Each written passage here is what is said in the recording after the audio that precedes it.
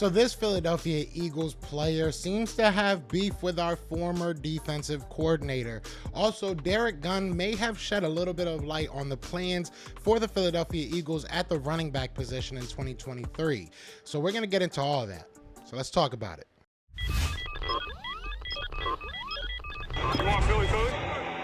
Yeah, let's do it. What's going on, you guys? It's your boy Joe Castro, aka Philly Fresco, and it is Philly the podcast. So today we are going to talk about the possibility of a guy already on the roster taking over for Miles Sanders next year. Also, I want to talk about my favorite player, my new favorite player, calling out Jonathan Gannon on Twitter. We're going to get into all that. Be sure to hit that like, hit that subscribe, join the family. We are on the road to 5K, and we would love for you guys to join that ride. We are so close. You know, I'm about to leave tonight for the combine, so I'm so excited for that. But let's get into this, man. So we're going to start with what Derek Gunn said, basically saying that he believes that Kenneth Gainwell will be our lead back next year. Now, that doesn't mean that there will be no additions, there will be no signings. That's not necessarily what that means.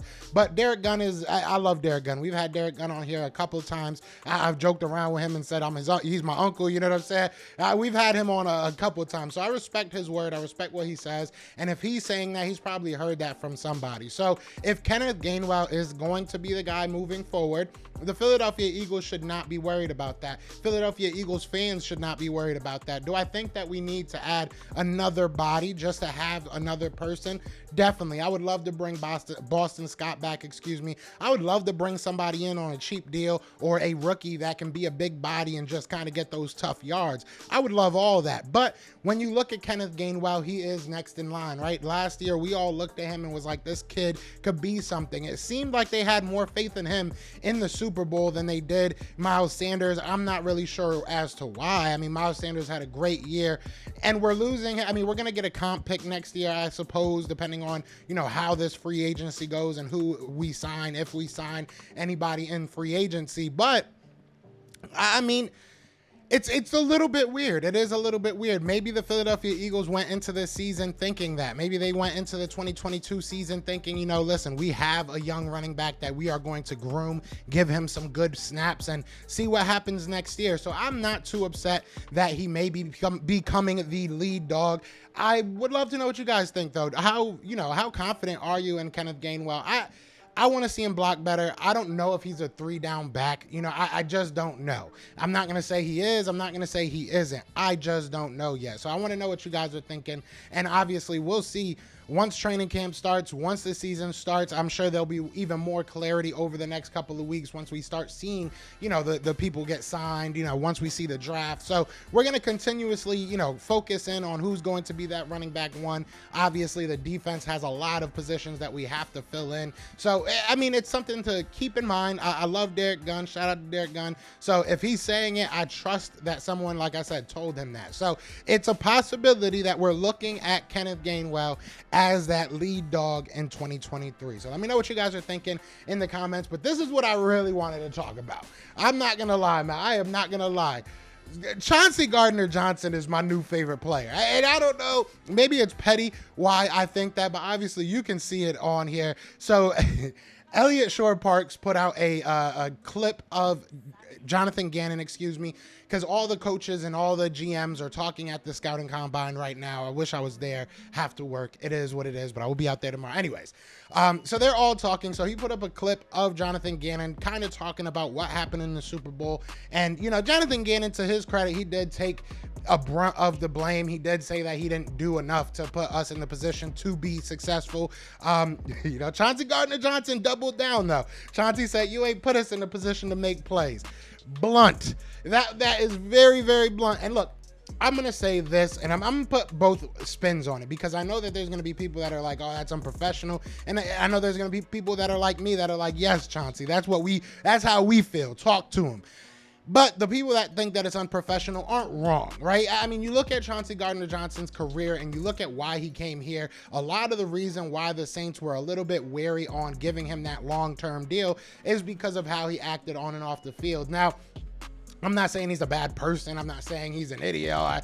I'm just saying that these are some things that NFL teams are going to look at and they're going to hold it against you. This is a business at the end of the day. So when you're making public statements like this, you have to be ready for people to kind of use it against you. I personally am not going to use it against him. I am okay. I am totally cool with how he said it, what he said. I think that all Philadelphia Eagles fans feel this way. I think if we could talk to Jonathan Gannon, we would probably say something very, very similar. So I'm not mad at this. And look, Chauncey Gardner-Johnson, bring that man back. That's all I got to say. Bring Chauncey Gardner-Johnson back. This is the type of talk we need. We need this type of energy, right? We heard earlier in this offseason, Brian Dawkins saying that he would have hated to have to play for a Jonathan Gannon. Chauncey Gardner-Johnson is basically saying the same thing. I mean, look, Sean Desai is now our new defensive coordinator, which I'm very, very excited about. They announced yesterday, which I kind of already... I was dropping clues all week. I couldn't really necessarily say it because I didn't know if it was 100%, but I mean, I was dropping clues that it was probably Desai all week. I even 5 hours before they actually announced it, I put up a picture of Sean Desai on my Twitter with a little Eagles thing, and everybody was like, "Oh, what's going on? What you know, Joe? What you know?" But no. So look, I'm happy that Sean Desai is here. I think that people are kind of underrating what he had done for the Chicago Bears. I can't look at their overall team record and put that on him. Their offense was putrid, absolutely putrid. Their defense was in the top 15, top 17 for most categories.